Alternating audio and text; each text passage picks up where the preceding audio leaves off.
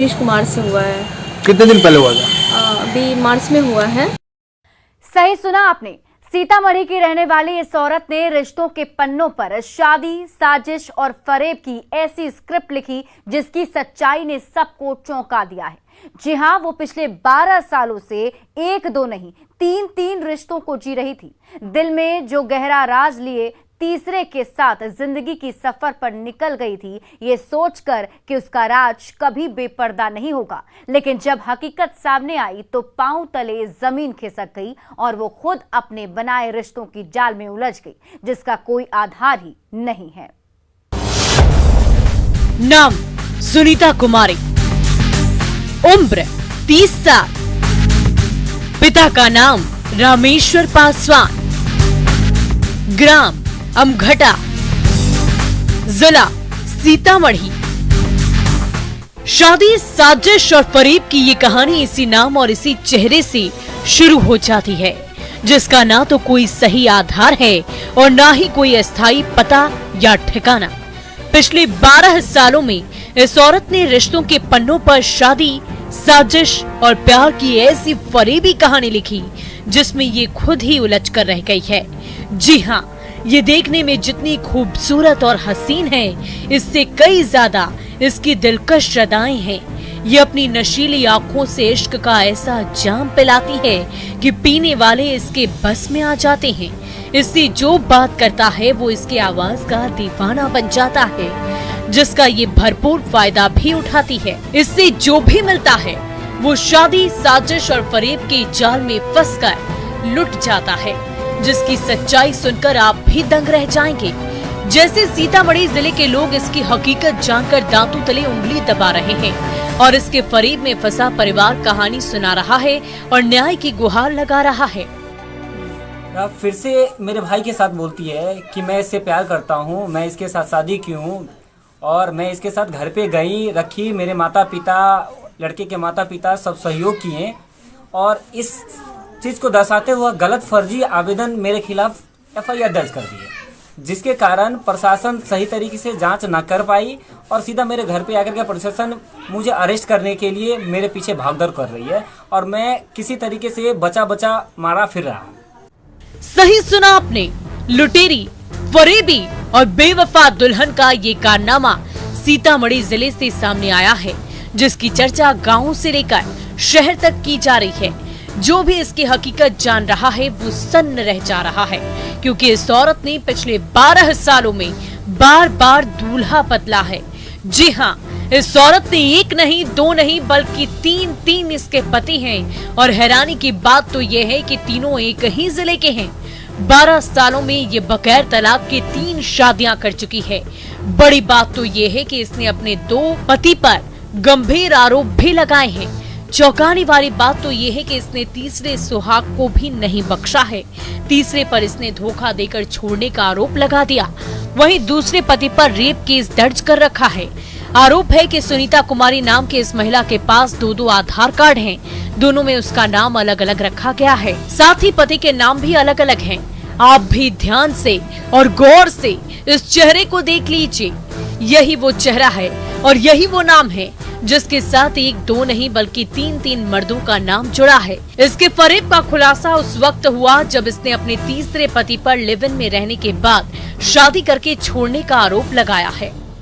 यह लड़की एक दिन आई मेरे घर पे और घर पे आ करके कुछ अपने सहयोगियों के साथ, जिसमें एक का नाम शिव प्रकाश सिंह है, एक लड़की का साथ आई थी, उसका नाम शिल्पी है और कुछ अन्य लोग व्यक्ति भी थे, जिसके साथ वह मेरे घर पे आए, मेरे घर का ताला तोड़ने लगे। कौन ताला तोड़ने लगे? वो लड़की तोड़ने लगी और उस लड़की के जो सहयोगी थे वो तोड़ने लगे। लड़की का कहना है कि शादी भी मतलब मंदिर में शादी किया गया है, क्या ये कहाँ तक सच है? जी, ये गलत है। अगर लड़की मंदिर में शादी किया है तो प्रशासन से हम सिर्फ इतना ही कहना चाहेंगे कि लड़की के बातों को कृपया जांच किया जाए कि इसमें कितनी सत्यता है। नीतीश कुमार से मेरी मैरिज हुई थी। अच्छा। उसके घर फैमिली वाले 2 महीने तक मेरे साथ छोड़ा था उसको। उसके बाद अब एक्सेप्ट नहीं कर रहे। मेरे पेट में बच्चा था, उसका अबॉर्शन करवा दिया है। हम 3 बार इस पंचायत में आ रहे हैं। अभी उसका सबूत है आपके पास? हाँ, मेरे पास सारे एविडेंस है। हाँ, अबॉर्शन का भी है, मैरिज वगैरह का भी है। सुनीता कुमारी की माने तो इसने 22 मार्च 2022 में रुन्नी सैदपुर थाना क्षेत्र के मानिक चौक निवासी डॉक्टर धर्मेंद्र कुमार के पुत्र अवनीश कुमार से शादी चाली थी। लेकिन शादी के कुछ ही महीनों बाद उसके पति अवनीश कुमार और उसके परिजनों ने इसे रखने से इनकार कर दिया। लेकिन क्यों कहानी बेहद रोचक और सनसनीखेज है, जो पूरी तरह फरेब की साजिश में लिपटी हुई है, जिसे समझने के लिए वक्त के पन्नों पर पलटना पड़ेगा। जहां से इसकी शुरुआत हुई थी वो साल 2010 था, महीना मार्च का था और इसी साल अमघटा की रहने वाली सुनीता कुमारी की पहली शादी बेला थाना क्षेत्र के राजवाड़ा मझौरा गांव के लक्ष्मेश्वर पासवान से हुई थी, जिसके बाद एक बच्चा भी हुआ जिसकी उम्र अभी 10 साल है। लेकिन सुनीता इस रिश्ते को ज्यादा दिन तक नहीं संभाल कर रख पाई, क्योंकि सुनीता ने शुरू से ही रिश्तों में बंद कर रहना नहीं सीखा था और यही वजह थी कि सुनीता अपने पहले पति और बच्चे को छोड़कर अपने चंचल मन को लेकर एक नए सफर पर निकल पड़ी। पहले पति को छोड़ने के बाद उसने समाज और दुनिया की नजरों से छिपकर बंद कमरे में एक और नया रिश्ता बनाया। जब दोनों का इश्क परवान चढ़ने लगा तो सुनीता के सरनेम में एक और नाम जुड़ गया, जिसने सुनीता को नई पहचान दी। वो साल था 2020 और इसी साल सुनीता ने विमलेश कुमार सिंह से मुलाकात की और इसके बाद उसने दूसरी शादी रचा ली। लेकिन कुछ ही दिन बाद सुनीता ने विमलेश पर रेप का केस दर्ज कराया, जो मामला अब भी कोर्ट में लंबित चल रहा है। इसका पहला शादी हुआ और इसके एक बच्चे हैं जो तकरीबन 8 या 10 साल के होंगे।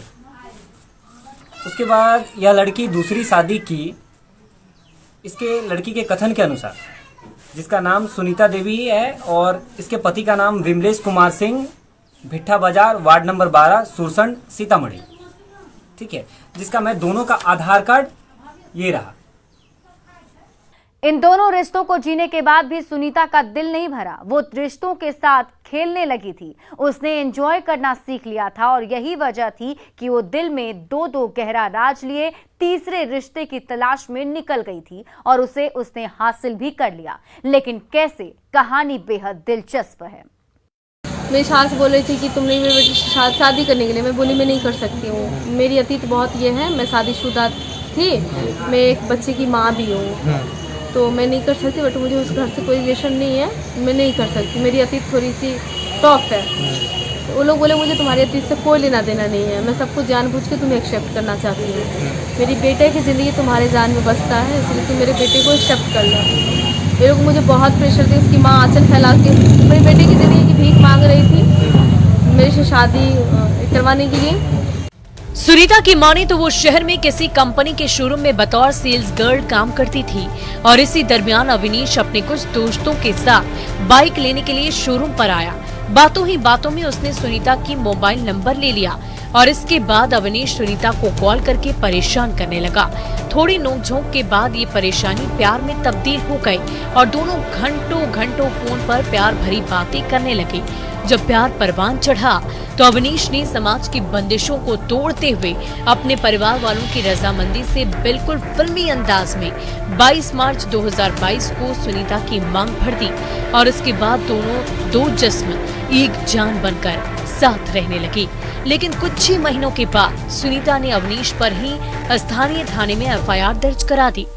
अवनीश कुमार वहीं पे आया था, अपने गाड़ी लेने की भी से आया था। उसी बीच में वो जो होता है ना, नंबर मेरे से लिया था। मुझे बार बार कॉल करके परेशान करता था। मैंने 2-4 रोज मुझे बहुत परेशान किया कॉल करके। शादी के लिए बोलता था कि मेरे से शादी कर लो, मेरे से शादी कर लो। मैं उसको बार बार बोलती थी कि मैं शादी नहीं कर सकती हूँ। तो उसने इसके बाद मैं बस शादी से इनकार करती थी। तो उसे अपने मम्मी पापा के पास गए, अपने मम्मी पापा को रेडी करके लाएं कि अगर उस लड़की से शादी नहीं होगा तो मैंने आत्महत्या कर लूँगा या सुसाइड कुछ भी कर लूँगा। ऐसी नौबत आ गई थी उसकी। ऐसा सुनीता का कहना है, लेकिन अवनीश के भाई आलोक ने कुछ और ही कहानी बयां की है। उसने ये बताया है कि विमलेश पर रेप केस दर्ज कराने के बाद सुनीता ने अवनीश पर भी केस दर्ज करा दिया था, जिसमें इसने शादी और रिलेशन बनाने के बाद छोड़ने का आरोप लगाया है। इसका खुलासा तब हुआ जब सुनीता अवनीश के घर पर पहुंची और उसके बाद जब आलोक ने सुनीता की कुंडली खंगालना शुरू किया तो पता चला कि अवनीश और सुनीता दोनों कहीं आपत्तिजनक हालत में पकड़े गए थे और उस समय दोनों ने थाने में एक दूसरे को पति पत्नी के रूप में स्वीकार कर लिया, जिसके बाद पुलिस ने दोनों को बॉन्ड पेपर बनाकर छोड़ दिया था। लेकिन अब सुनीता अवनीश के साथ उसके घर पर उसकी पत्नी बनकर रहना चाहती है। सुनीता की इस जिद के बाद जब आलोक ने सुनीता की जिंदगी में गहराई से झांकने की कोशिश की तो उसका दो चेहरा नजर आया। साथ साथ 2 आधार कार्ड अवनीश के साथ जुड़ा हुआ था। इस सच्चाई को जानने के बाद अवनीश का परिवार पुलिस से संजीदगी से जांच करने की मांग कर रहा है और कह रहा है कि इस फरीबी रिश्ते से निजात चाहिए, जबकि सुनीता भी इंसाफ की मांग कर रही है। अगर लड़की मंदिर में शादी किया है तो प्रशासन से हम सिर्फ इतना ही कहना चाहेंगे कि लड़की के बातों को कृपया जांच किया जाए कि इसमें कितनी सत्यता है। मैं सत्यता के साथ हूँ, मैं गलत के साथ नहीं। क्या मांग करते हैं आप जिला प्रशासन से? मैं जिला प्रशासन से सिर्फ इतना ही मांग करना चाह रहा हूँ कि जो वह आवेदन दी है वह उसकी पूर्ण तरीके से उच्च स्तरीय तरीके से इसकी जांच करे और जांच कर करके जो सही हो वह क्रिया करे। आप ये ले लीजिए ना, हम उसके घर की बहू है और फिर भी वो मुझे नहीं इंसाफ दिला रहे हैं। अच्छा, 3 पति और 2 आधार कार्ड सामने आने के बाद पुलिस संजीदगी से मामले की जांच कर रही है और पता लगाने की कोशिश कर रही है कि इन रिश्तों का सही आधार क्या है, क्योंकि पिछले 12 सालों में जिस तरह से सुनीता ने रिश्तों को किताब के पन्नों की तरह पलटा है वो गांव से लेकर शहर तक चर्चा का विषय बन गया है। समाज को ये सोचने पर मजबूर कर रहा है कि बिना तलाक के सुनीता ने 3 शादियां आखिर कैसे रचा ली। फिलहाल पुलिस की जांच भी शादी फरेब और साजिश के बीच फंसकर रह गई है। जो सच्चाई थी उससे हमने आपको रूबरू करा दिया। कौन सच्चा है कौन झूठा है ये तो वक्त ही बताएगा, लेकिन देखने वाली दिलचस्प बात ये होगी कि सुनीता को तीसरे पति का जीवन भर का साथ और प्यार मिलता है या ऐसे ही अधूरी मोहब्बत के एहसास के साथ जिंदगी की राहों पर प्यार तलाशना पड़ेगा। न्यूज़ 18 के लिए सीतामढ़ी से राकेश कुमार के साथ ब्यूरो रिपोर्ट। अब वक्त हो चला एक छोटे से ब्रेक का, लेकिन ब्रेक के बाद आपको दिखाएंगे बेगूसराय में हुए पत्रकार सुभाष हत्याकांड के 5 किरदारों की पूरी कहानी।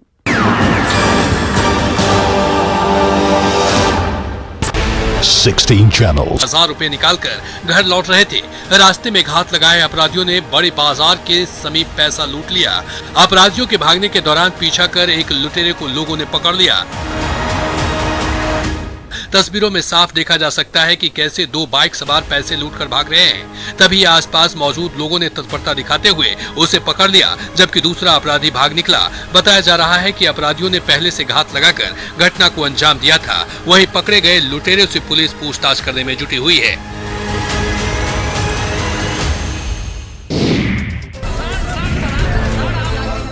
बिहार में शराबबंदी कानून की पोल खुद पुलिसकर्मी ही खोल रहे हैं। पटना में मद्य निषेध विभाग ऑफिस के बाहर ही पुलिसकर्मी नशे में धुत मिला। जिस पुलिसकर्मी पर शराबबंदी का लागू करवाने का भार है वो खुद नशे में है। और इतना ही नहीं, जब कैमरे के सामने इस पुलिसकर्मी की पोल खुलती नजर आई तो ये हाथ जोड़ने लगे। जब इतने से भी बात नहीं बनी तो इन्होंने भागने के लिए दौड़ लगा दी। खबर के मुताबिक विकास भवन में लगी आग के दौरान जैसे ही मीडियाकर्मी घटनास्थल पर पहुंचे तभी नशे में धुत पुलिस वाला वहां पहुंच गया। इस दौरान जैसे ही मीडिया के लोगों ने नशे की हालत में दिखाई पड़े पुलिसकर्मी से पूछताछ की, वह वहां से भाग खड़ा हुआ। इस तरह शराबबंदी कानून के खुलेआम उल्लंघन से मद्य निषेध विभाग पर सवालिया निशान उठने लगे हैं। पुलिसकर्मी की पहचान नहीं हो पाई है। हालांकि इस खबर के सामने आने के बाद शराबबंदी कानून पर सवाल उठने लगे हैं।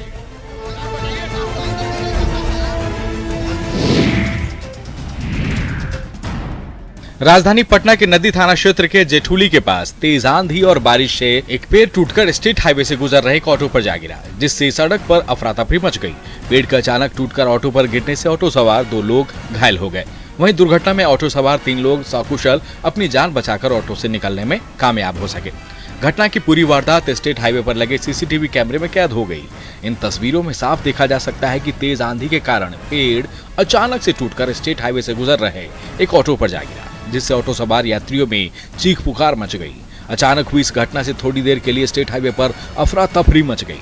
दुर्घटना में घायल ऑटो ड्राइवर और एक अन्य यात्री को इलाज के लिए पास के एक निजी अस्पताल में भर्ती कराया गया है, जहां उनकी स्थिति खतरे से बाहर बताई जा रही है। ऑटो सवार 3 अन्य लोग पूरी तरह से सुरक्षित बताए जाते हैं। पेड़ के अचानक टूटकर गिरने से एक बिजली का पोल भी सड़क पर आ गिरा, जिससे इलाके की बिजली आपूर्ति बाधित हो गई।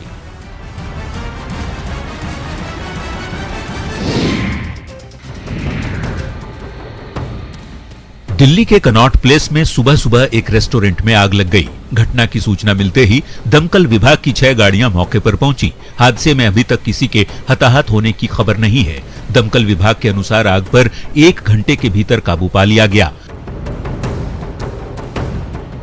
विभाग के कर्मचारी आग पर नियंत्रण के बाद कूलिंग ऑफ करने में जुट गए। आग लगने के कारणों का अभी तक पता नहीं चल पाया है। जिस बिल्डिंग में आग लगी है उसके नीचे सेंट्रल बैंक ऑफ इंडिया की ब्रांच भी है। आग रेस्टोरेंट की पहली मंजिल पर लगी थी। हालांकि दमकल विभाग की टीम ने 1 घंटे के अंदर ही आग पर काबू पा लिया। आग लगने के बाद मौके पर अफरा तफरी मच गई। मौके पर मौजूद लोगों ने फायर ब्रिगेड को सूचना दी, जिसके बाद विभाग ने 1 घंटे की कड़ी मशक्कत के बाद आग पर काबू पाया। हालांकि इस अगलगी की घटना में कितना नुकसान हुआ है इसका आकलन नहीं किया जा सका है।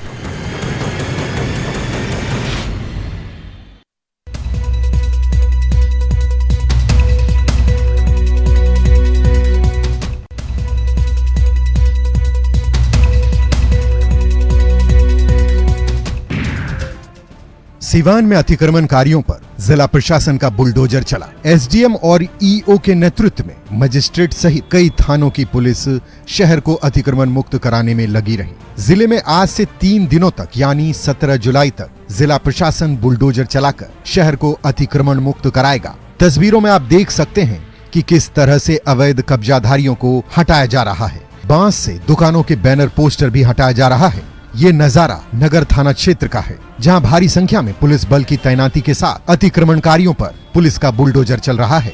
सड़क के दोनों ओर अवैध कब्जा से सड़क को संकरा बना दिया गया था। इससे आए दिन हादसे होते रहते थे। प्रशासन के द्वारा अवैध कब्जे को अतिक्रमण मुक्त तो कराया जा ही रहा है, साथ ही साथ कई लोगों से जुर्माना भी वसूला जा रहा है।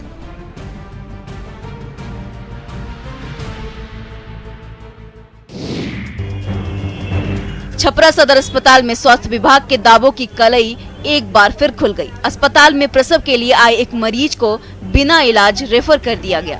यही नहीं, जांच के नाम पर मरीज से लगभग 6000 का खर्च कराया गया और बाद में खून की कमी का हवाला देकर डॉक्टर ने मरीज को निजी अस्पताल में रेफर कर दिया। प्रसव पीड़ा से तड़प रही मरीज को एम्बुलेंस तक उपलब्ध नहीं कराया गया और महिला ई रिक्शा से इलाज के लिए किसी निजी अस्पताल में चली गई। ये हालत तब है जब सदर अस्पताल में महिलाओं के सुरक्षित प्रसव के नाम पर करोड़ों रुपए खर्च किए जा रहे हैं। इस मामले में सदर अस्पताल प्रबंधन कुछ भी कहने से बच रहा है। सब कागज जांच करवा ले हम सब।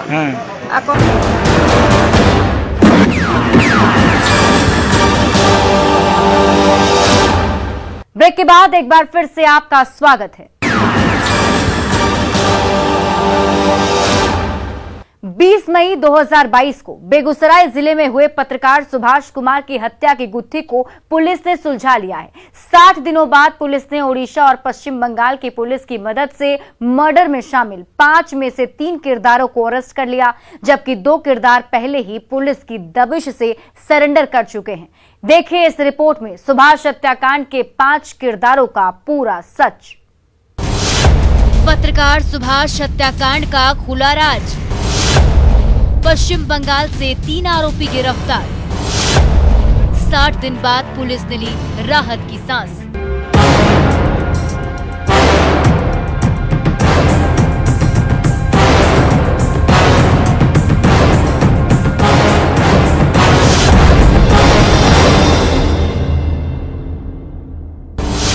तारीख 20 मई 2022। जिला बेगूसराय, ग्राम साखू। मामला पत्रकार सुभाष कुमार की गोली मारकर हत्या।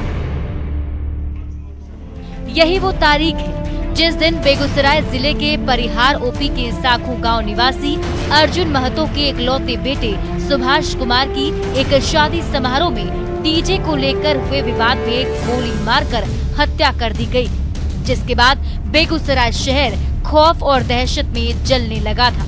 लोग सड़कों पर उतरकर आरोपियों की गिरफ्तारी की मांग करने लगे थे। जिसकी गूंज बेगूसराय से करीब 123 किलोमीटर दूर स्थित राजधानी पटना तक सुनाई देने लगी, जिसके बाद पुलिस ने आरोपियों के खिलाफ दबिश तेज कर दी, जिसका नतीजा ये हुआ कि पत्रकार सुभाष की हत्या में शामिल एक आरोपी बाबुल कुमार ने सबसे पहले 25 जून 2022 को न्यायालय में आत्मसमर्पण किया। इसके ठीक 3 दिन बाद दूसरे आरोपी नीतीश कुमार ने 28 जून को खगड़िया थाने में सरेंडर कर दिया, जबकि हत्या में शामिल बाकी के 3 आरोपियों की गिरफ्तारी को लेकर पुलिस जगह जगह छापेमारी कर रही थी। लेकिन बाकी के तीनों आरोपी पुलिस को चकमा देकर जिला ही नहीं प्रदेश की सीमा लांघ गए थे, जिसके बाद पुलिस ने कोर्ट से वारंट लेकर पहले तीनों के घर पर इश्तेहार चिपकाया। उसके बाद भी जब तीनों ने सरेंडर नहीं किया तो पुलिस ने 30 जून 2022 को तीनों के घर की कुर्की जब्ती की कार्रवाई की और गिरफ्तारी में जुट गई, जिसके 60 दिनों बाद पुलिस को सफलता मिली और बेगूसराय पुलिस ने पश्चिम बंगाल पुलिस और ओडिशा पुलिस की मदद से दबोच लिया। इसमें जो 2 मेन अपराधी थे, रोशन और प्रियांशु, और उनका एक और दोस्त था सौरभ, इन तीनों की बेगूसराय पुलिस को तलाश थी और इनकी गिरफ्तारी के लिए एसटीपीओ बकरी के नेतृत्व में एक टीम बनी थी जो लगातार इस पर काम कर रही थी। मैं आपको बता दूं कि घटना के बाद से ही ये लोग बगल में जो हमारे उड़ीसा है, बंगाल है, वहाँ पे इन लोग के होने की सूचना आई थी। लगातार हम लोग वहाँ की पुलिस से संपर्क में थे, इंटेलिजेंस को शेयर कर रहे थे और इसमें कल हम लोग को एक बड़ी सफलता मिली है कि तीनों को गिरफ्तार करके यहाँ बेगूसराय लाया गया है। हाथों में हथकड़ी और चेहरे पर काला नकाब लिए ये एक लाइन से खड़े यही वो तीनों आरोपी हैं जिसे पुलिस पश्चिम बंगाल से गिरफ्तार कर लाई। अरेस्ट किए गए आरोपियों में रोशन कुमार, प्रियांशु कुमार और सौरभ कुमार शामिल हैं। ये तीनों पत्रकार सुभाष की हत्या के बाद रोसड़ा स्टेशन गए, वहां से दलसिंह सराय स्टेशन गए, उसके बाद बरौनी स्टेशन पहुंचकर वहां से ट्रेन पकड़कर मध्य प्रदेश चले गए। एमपी पहुंचने के बाद तीनों वहां से दिल्ली निकल गए। कुछ दिन वहां रहने के बाद तीनों ओडिशा चले गए, वहां भी ज्यादा दिनों तक तीनों नहीं रुक पाए। ओडिशा से तीनों पश्चिम बंगाल चले गए। वहां जाने के बाद तीनों हुगली जिले चंदन नगर थाना इलाके में फर्जी आधार कार्ड बनवा कर रहने लगे, लेकिन पुलिस के सामने तीनों की चालाकी काम नहीं आई और पश्चिम बंगाल पुलिस ने तीनों को दबोच लिया। गिरफ्तारी के बाद पश्चिम बंगाल की पुलिस ने बेगूसराय पुलिस को सूचना दी। खबर मिलते ही बेगूसराय पुलिस पश्चिम बंगाल पहुंची और तीनों को ट्रांजिट रिमांड पर लेकर बेगूसराय आ गई। यहां आने के बाद पुलिस ने तीनों की निशानदेही पर हत्या में इस्तेमाल एक देसी कट्टा भी जब्त किया है। जब पुलिस ने तीनों से सख्ती से पूछताछ की तो तीनों ने अपना जुर्म कबूल करते हुए हत्या के पीछे की वजहों को भी उगल दिया। इस लड़की ने अपने दोस्त प्रियांशु को फोन करके डीजे पे डांस करने के लिए बुलाया था, जहाँ पे ये प्रियांशु अपने दोस्तों के साथ आया था। चूँकि प्रियांशु गांव के बाहर का आदमी था और ये गांव की लड़की के साथ डांस कर रहा था, इस बात को लेके ग्रामीणों और प्रियांशु और उसके जो दोस्त हैं रोशन वगैरह, इनके साथ में विवाद हुआ था, झड़प हुई थी। इसके बाद प्रियांशु और रोशन वापस वहाँ से गए और ये लोग खगड़िया में जाके जहाँ के रहने वाले वहाँ पे अपने अन्य साथी अपराधियों को इन्होंने इकट्ठा किया और बदले की भावना से ये लोग वापस उसी गाँव में दोबारा आए शाम को। जब ये लोग दोबारा आए तो वापस से इनकी ग्रामीण और स्पेशली वहाँ पे जो पत्रकार थे सुभाष, उनके साथ इनकी दोबारा झड़प हुई और उसी लड़ाई के क्रम में इन्होंने प्रियांशु और रोशन ने दोनों ने मिलकर सुभाष को गोली मार दी, जिससे उसकी मौके पे ही मौत हो गई। इस तरह बेगूसराय पुलिस ने पत्रकार सुभाष कुमार की हत्या की गुत्थी को सुलझाते हुए 60 दिनों बाद ओडिशा और पश्चिम बंगाल पुलिस की मदद से गिरफ्तार कर जेल की सलाखों में पहुंचाते हुए राहत की सांस ली है और जिले के एसपी ने स्पीडी ट्रायल चलाकर आरोपियों को फांसी की सजा दिलाने का दावा किया है। कि जो हमारी टीम है उनकी भी एक बैठक बुलाई है। अब हमारी कोशिश ये है कि जल्दी ही हम इस केस में अपना अनुसंधान, जो कि हम लोग काफ़ी हद तक पूरा कर चुके हैं, और इसमें हम लोग जल्दी चार्जशीट दायर करेंगे और इस केस को हम लोग स्पीडी ट्रायल में ले जाके इन सभी अभियुक्तों को फांसी की सजा दिलवाएंगे। ऐसे में अब देखने वाली बात यह है कि एसपी के दावों में कितना दम है और कब तक पत्रकार सुभाष के गुनहगारों को फांसी की सजा मिलती है। सुभाष की मृत आत्मा को शांति मिलती है और परिजनों को इंसाफ मिलता है। न्यूज़ 18 के लिए बेगूसराय से संतोष कुमार के साथ ब्यूरो रिपोर्ट। तो अपराधी चाहे लाख शातिर हो, तफ्तीश की दिशा अगर सही है तो बच नहीं सकता कोई भी गुनहगार सलाखों के पीछे जाने से। तो पुलिस चाहे सोई हो, मुजरिम चाहे कोई हो, आप बने रहिए हमारे साथ, क्योंकि हर जुर्म के खिलाफ हमारी तफ्तीश लगातार जारी है।